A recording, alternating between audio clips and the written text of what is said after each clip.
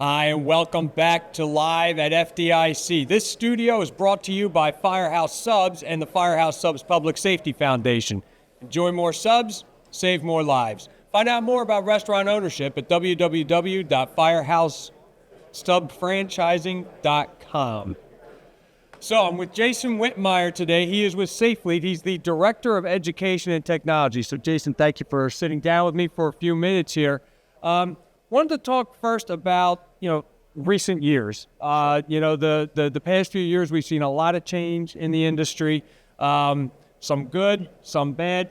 But can you explain how SafeLead has adapted to these changes and continued to support the industry? Absolutely. Thanks for having me here. Happy to be here. So the industry has changed. We're in a digital age, obviously. So we all know you guys print magazines, but a lot of stuff happens digitally these days. The same thing has happened with sales. And it seems like people want access to information online, but we think there's still a lot of relationships that go on in this business. And having a robust staff out there in the field.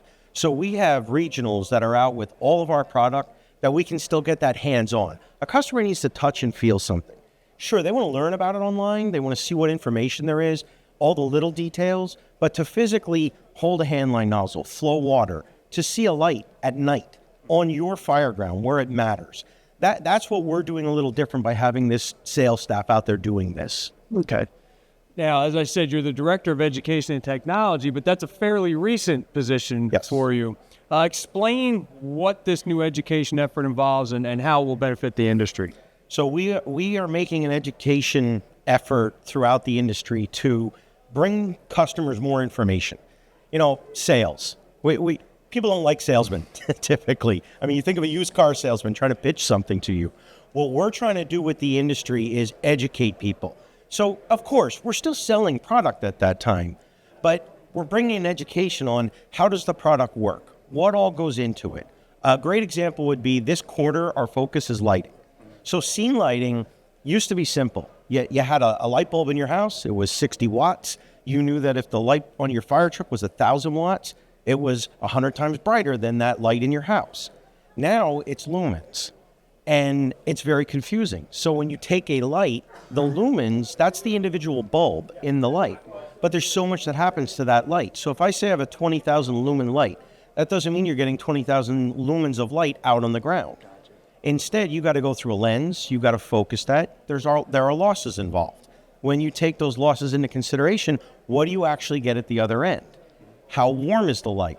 So it takes all that into consideration. So what we've done is we have about an hour education session we do. It's available to do with a customer. It's available to do with an OEM, with a dealer, whoever wants to be involved. We sit down for an hour. We do it through Teams, so there's no travel involved for anyone. It's very open. It's back and forth like we're talking here. A lot of videos built into it, comparisons of light. So let's look at our light and our competitor's light at night in the exact same position. Give the customer an honest comparison of how the products compare to each other. Our first quarter was doors. Not a real sexy topic. People are like, oh, it's a roll-up door. I mean, what goes into it? Not that much. But they are different. There are three main competitors in the industry, and they do things a little different. We're never about being about bashing our competition. Competition's healthy. Competition is great for our industry. You go out on the show floor and you see all the competitors out there. We make each other sharp. We make each other stay on track with developing new product, with advancing this industry. And that's what we're trying to do with this whole education effort is advance the industry.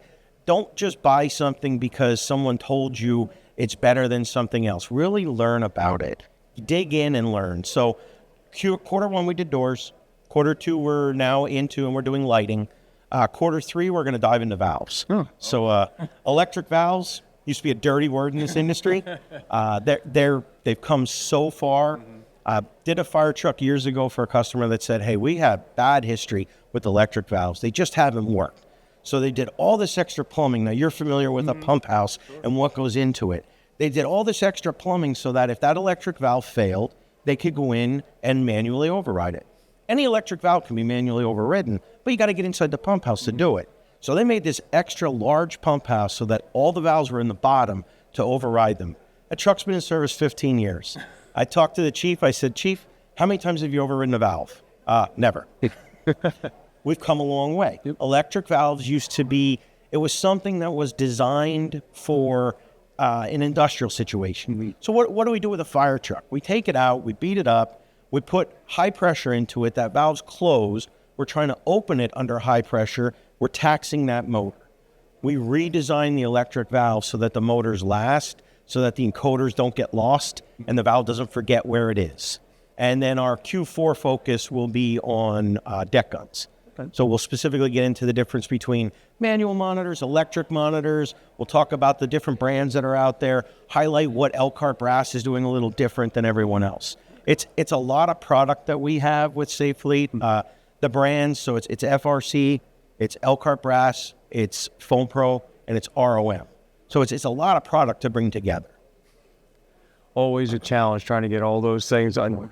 Getting them under one umbrella is the beginning, and then trying to sort everything out is the other half of that. 9 times out of 10 when I call a customer and I say I'm from Safe Fleet, they're like, huh? What's that? Hey, they were looking for lights. I'm with FRC. Oh, now I know who you are. So you've also got something that's upcoming, and that is the new Rig Recon site. What information is going to be there, and how will it be different from other web resources that are out there now?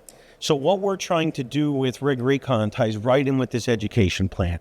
If someone wants to learn about a fire truck right now, you could go to an OEM site, but you're going to learn about their fire truck.